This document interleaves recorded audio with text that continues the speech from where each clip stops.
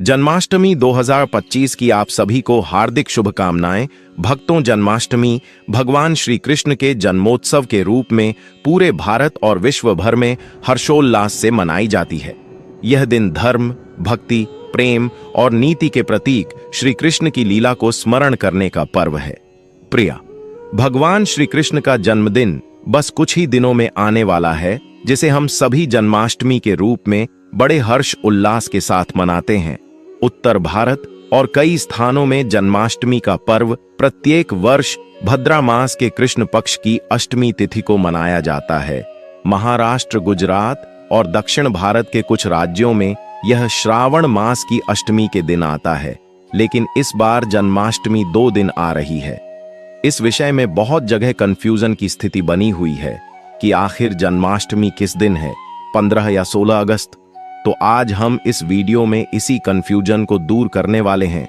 जन्माष्टमी का पालन कब करना है, किस दिन व्रत रखना है, उपवास कब रखना है और भगवान का अभिषेक कैसे करना है। साथ ही हम यह भी जानेंगे इस वीडियो में कि जन्माष्टमी का परम पावन पर्व पर लड्डू गोपाल को भोग में क्या अर्पित करना चाहिए, उन्हें कौन सी चीजों का भोग लगाना चाहिए।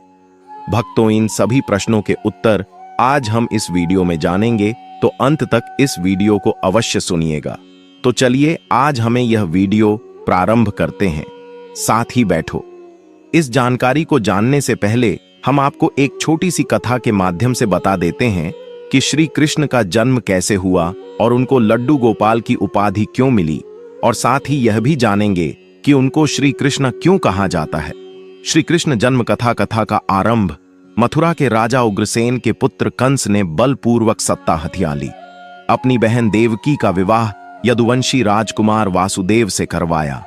विवाह के बाद कंस को आकाशवाणी हुई, हे कंस, जिस देवकी को तू इतना स्नेह करता है, उसका 8वां पुत्र तेरा संहार करेगा।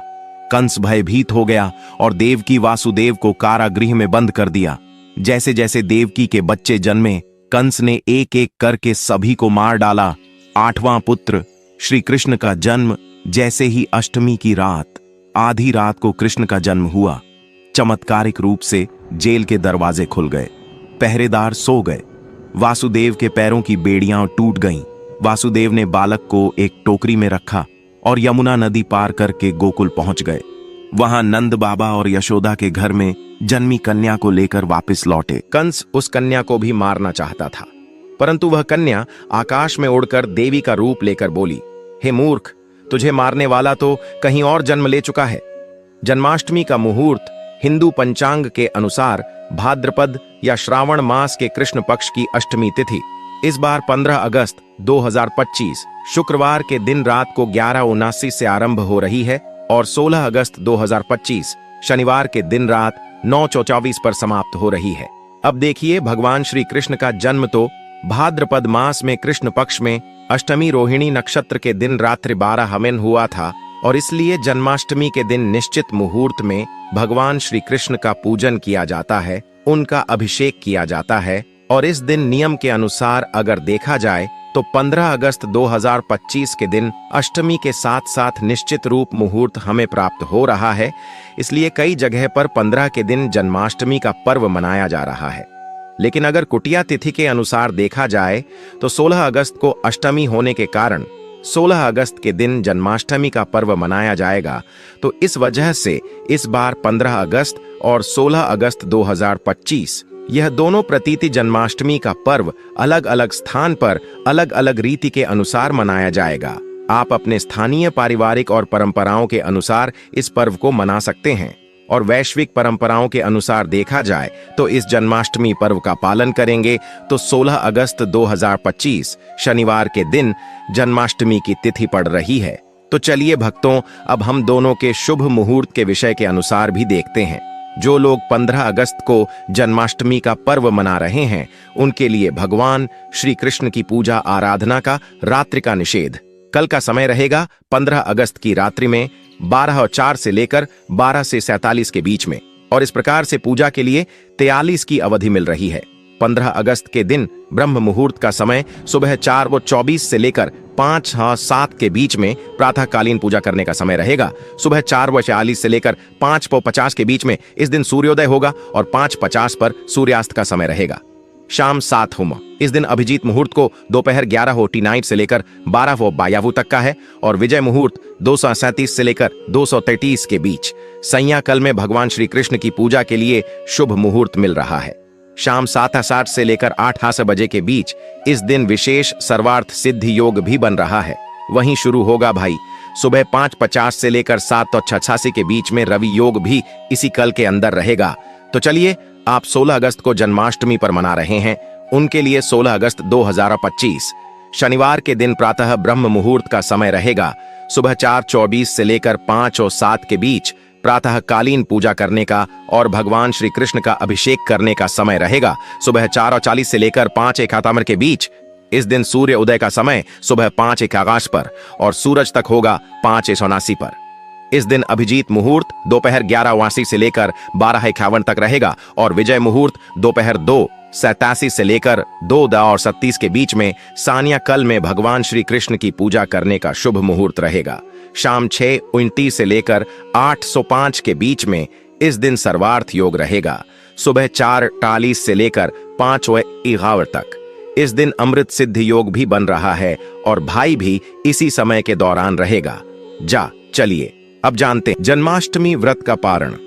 सूर्योदय के बाद अष्टमी और रोहिणी नक्षत्र जब समस्त हो जाए तो उसके बाद किया जाएगा। तो अगर अष्टमी तिथि और रोहिणी नक्षत्र सूर्यास्त का समापन नहीं होता है तो कारण की समाप्ति व्रत के बाद अष्टमी तिथि को रोहिणी नक्षत्र में सूर्यास्त तक समाप्त नहीं होता है।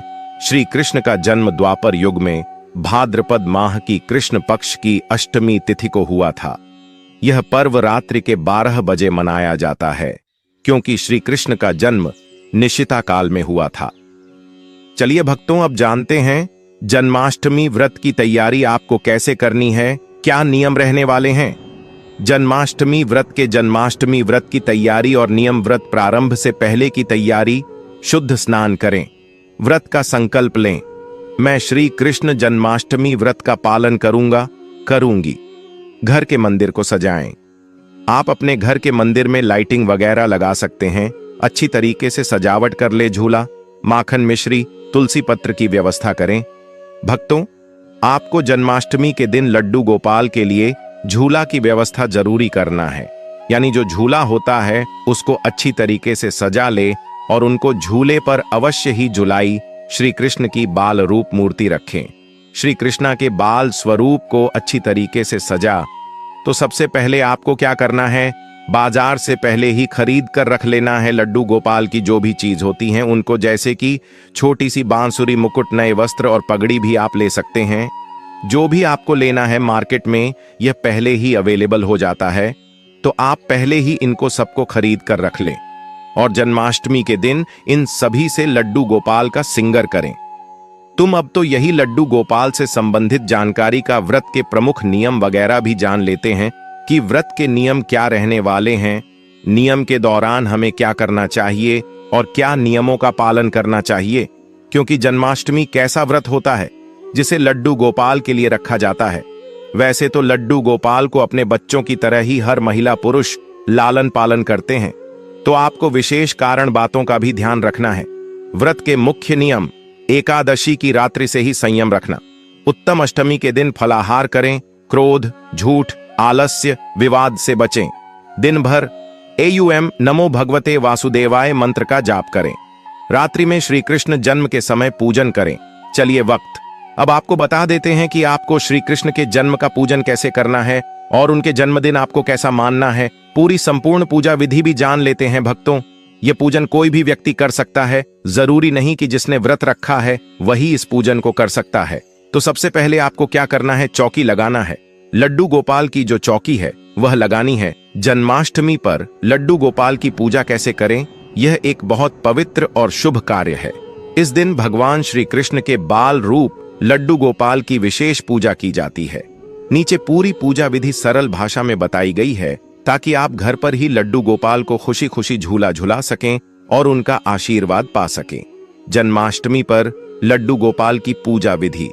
पूजा का समय मुहूर्त, अष्टमी तिथि और रोहिणी नक्षत्र में मध्य रात्रि को श्री कृष्ण का जन्म हुआ था। रात 12 बजे भगवान का जन्म माना जाता है, लेकिन पूरे दिन व्रत और पूजा का महत्व होता है। आप पूजा सुबह, दोपहर, संध्या और विशेष रूप से रात 12 बजे कर सकते हैं। लड्डू गोपाल को स्नान कर अभिषेक विधि।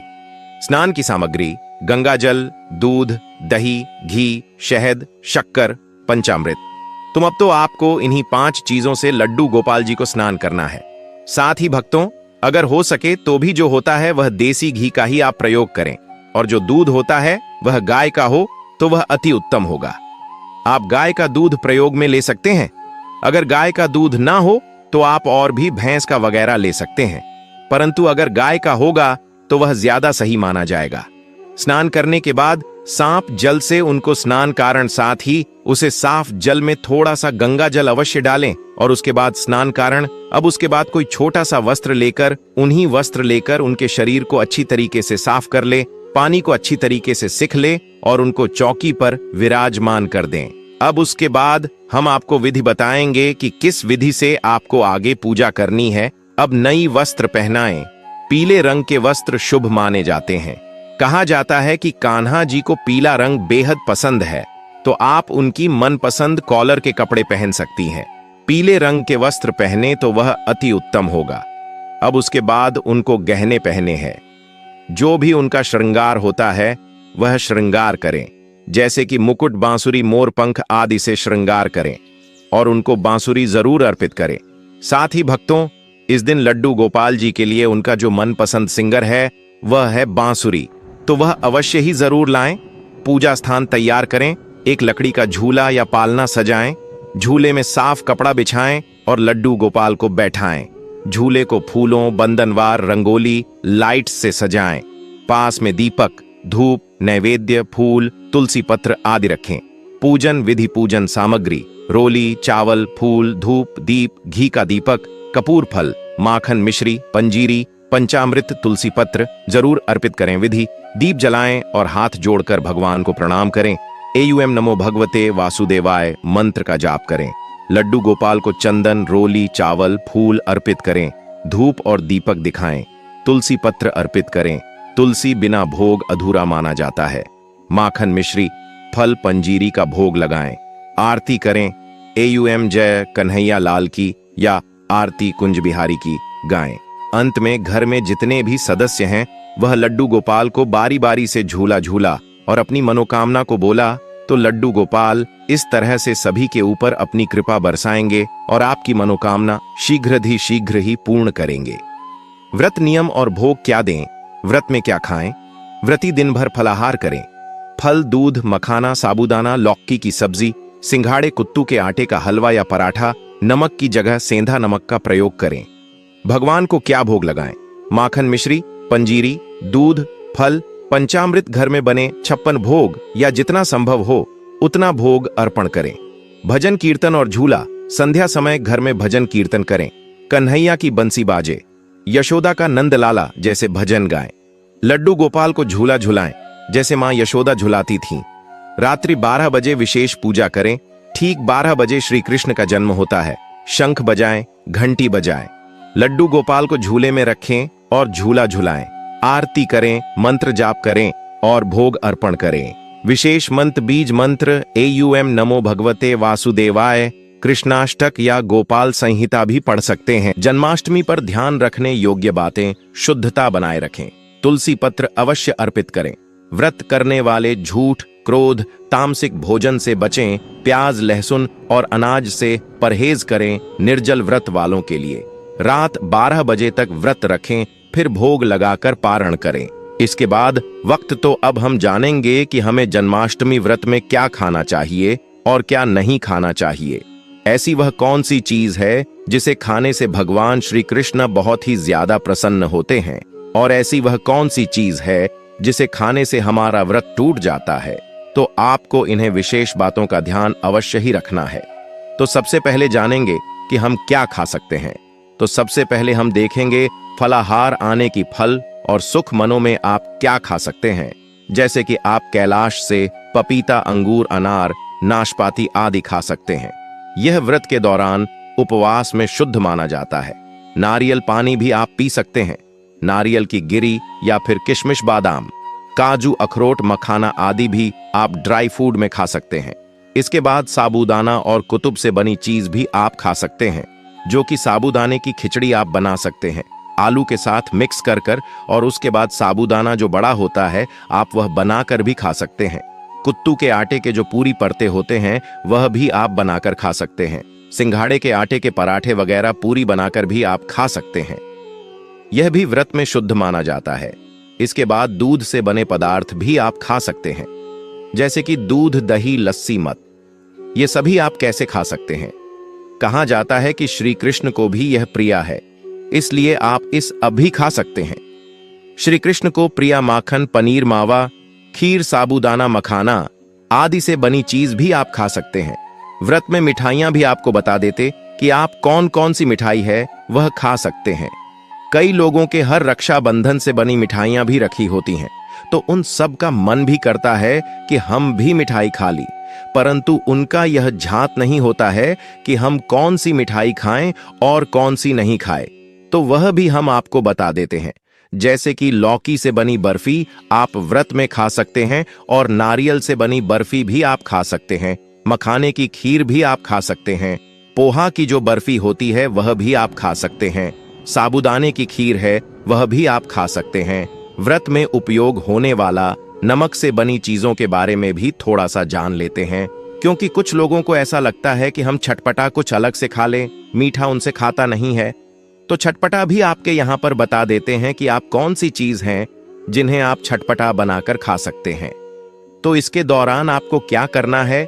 सबसे पहले सेंधा नमक, यानी कि जो सेंधा नमक साधारण नमक होता है वह व्रत के दौरान वर्जित माना जाता है, यानी आप उसका प्रयोग करके व्रत में फलाहार चीज बना सकते हैं, जैसे कि खिचड़ी वगैरह आप बना रहे हैं, या फिर साबूदाने से बना हवा, या फिर आलू का बना हलवा बना रहे हैं। तो आप उसके दौरान सादा नमक का उपयोग करके हवा नमकीन हलवा बना सकते हैं। और उसके द्वारा अगर आपको कुछ स्वाद के अनुसार चाहिए तो उसके लिए भी आपको बता देते हैं, जैसे कि हरी मिर्च का उपयोग कर सकते हैं, अदरक का उपयोग कर सकते हैं, नींबू स्वाद के अनुसार आप उपयोग कर सकते हैं, तुलसी के पेट वगैरह भी उसे कर सकते हैं। तो यह थी भक्तों खाने से संबंधित जोड़ी जानकारी जो हमने आपको यहां पर दिया।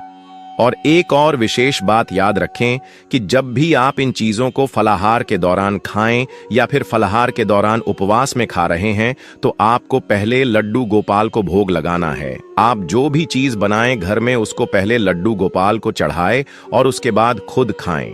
इसके बाद एक और विशेष बात, किसी कन्या को आप दे सकते हैं। अगर आपके घर में कन्या है, आज पड़ोस में भी कन्या है, तो आप उसको भी थोड़ा सा फलाहार जरूर दे। यह भी पुण्य के समान माना जाता है। अब चलिए भक्तों, अब ये जान लेते हैं कि हमें जन्माष्टमी व्रत के दौरान क्या नहीं खाना चाहिए, जो कि खाने से हमारा व्रत टूट जाता है। तो सबसे पहले हमें गेहूं से बने आटे की चीज तो बिल्कुल भी नहीं खाना चाहिए, और मैदा भी नहीं खाना चाहिए, वह भी गेहूं से बना होता है। साथ ही चावल, सदा बासमती चावल नहीं खाना चाहिए। प्याज और लहसुन का भी प्रयोग नहीं करना चाहिए। प्याज और ओल्ड लहसुन तो बिल्कुल भी नहीं खाना चाहिए, क्योंकि यह मानस मुद्रा के सेवन में आता है। तो हमें मांस और मद्रासी तो दूर रहना ही चाहिए। साथ ही लहसुन और प्याज नहीं खाना चाहिए, और मशहूर की दाल, चना, मूंग आदि की दालें भी नहीं खाना चाहिए। तली हुई अधिक मिर्च मसालेदार चीजों से भी दूर रहना चाहिए। साथ ही जो घर में नॉर्मल नमक होता है उससे भी नहीं खाना चाहिए। उसकी जगह पर हमने आपको बताया है कि आप सेंधा नमक का उपयोग करें। मांसाहार चीज और अंडे से भी दूर रहना चाहिए। साथ ही शराब, चाय, कॉफी कुछ लोग पूरी तरीके से त्याग देते हैं, तो उनको यह सब चीजों से भी दूर रहना चाहिए। साथ ही वक्त तो व्रत के द्वारा सभ्यता और साध्वता बनाए रखें। भगवान श्री कृष्ण को दूध, मक्खन, मिश्री, तुलसी के पात्र चढ़ाना शुभ माना जाता है। व्रत का पारण, उपवास तोड़ना, रात्रि के 12 श्री कृष्ण के जन्म के बाद फरार या व्रत का भजन आप कह सकते हैं। भक्तों, यह थी व्रत पारण से संबंधित जानकारी। अब हम आपको थोड़ी सी श्री कृष्ण की लीलाओं से संबंधित जानकारी भी बता देते हैं कि श्री कृष्ण की किस तरीके से लीलाएं हैं जो कि हमारे हिंदू संस्कृति में बहुत ही ज्यादा प्रचलित है और यह भारतीय संस्कृति का एक अहम हिस्सा भी है। इस प्रकार श्री कृष्ण की बाल लीलाएं आरंभ होती हैं। माखन चोरी, गोवर्धन पूजा, कालिया नाग का दमन, रासलीला आदि। श्री कृष्ण के प्रमुख अवतार, लीलाएं और शिक्षाएं: कालिया नाग मर्दन, गोवर्धन उठाना, माखन चुराना। और बाल लीलाएं: राधा संग रास लीला, झांकी, दही हांडी, सांस्कृतिक आयोजन, बच्चों को श्री कृष्ण राधा का रूप देना। बहुत सारी जगह खासकर उत्तर भारत में यह देखने को मिलता है कि बहुत सारे लोग अपने बच्चों को श्री कृष्ण का रूप धारण करवाते हैं और उनसे दही हंडी छुड़वाते हैं। एक दही हंडी को ऊपर किसी ऊंचे स्थान पर टांग देते हैं और उसमें श्री कृष्ण का प्रिय भोग होता है, उसको उसमें भर देते हैं, दही मक्खन जो भी, और फिर उसको एक नारियल की सहायता से फोड़ते हैं और इसको बच्चों का तंबू बनाकर करवाया जाता है। ऐसी झांकियां मंदिरों में अधिक ज्यादा देखने को मिलती हैं।